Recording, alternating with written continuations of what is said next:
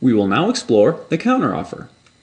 Let's return to the basic principle that the offeror is master of the offer.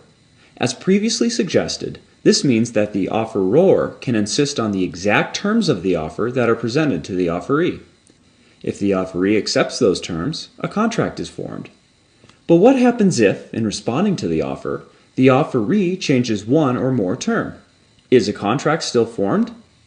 The answer is no. Because the offeror is master of the offer, to be an effective acceptance, the offeree's response to the offer must be a mirror image of the offer, accepting it term for term and not adding new or different terms to the proposed contract. If the offeree's response is different in any non-trivial way from the original offer, it is not an acceptance. Rather, it is considered a counteroffer. To be clear up front, a counteroffer is simply an offer presented by the offeree. As an offer, the counteroffer must satisfy all of the requirements set forth in Section 24 for an offer that we have previously discussed.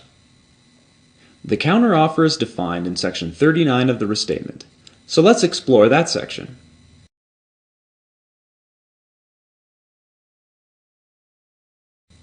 A counteroffer is an offeree's response to an offer that varies the terms of the offer. In the language of the restatement, that proposes a substituted bargain. The effect of the offeree's making a counteroffer is that the offeree and the offeror switch positions. The offeree becomes the offeror with respect to the counteroffer, the proposed substituted bargain. The original offeror is now the offeree. Subsection 2 of Section 39 reiterates what we have already learned in Section 36 of the restatement. The making of a counteroffer automatically terminates the offeree's power to accept the original offer.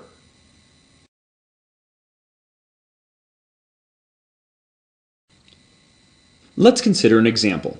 Suppose the offeror proposes to sell his car to the offeree for $5,000. In response to the offer, the offeree states, "I accept your offer, but I'll only pay you $4,500. So let's explore the effect of this response. Despite the offeree's statement that he accepts, because his response is not the mirror image of the original offer, the response does not operate as an acceptance, but rather as a counteroffer. By reason of the offeree's making that counteroffer, we have seen that the original offer is automatically terminated under Section 36 of the restatement.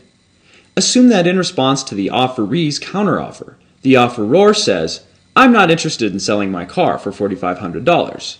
At that point, the offeree no longer has the power to accept the original offer to buy the car for $5,000. Of course, the offeror might still be willing to sell his car for that amount. But if after the offeree proposes the counteroffer, the offeror decides to sell the car to someone else, the offeree has no complaint. He lost his power to accept the original offer the moment he made a counteroffer. Section 59 of the restatement captures the situation of this hypothetical. It tells us, even if the offeree uses language of acceptance, unless his response is the mirror image of the offer, it does not operate as an acceptance, but rather as a counteroffer.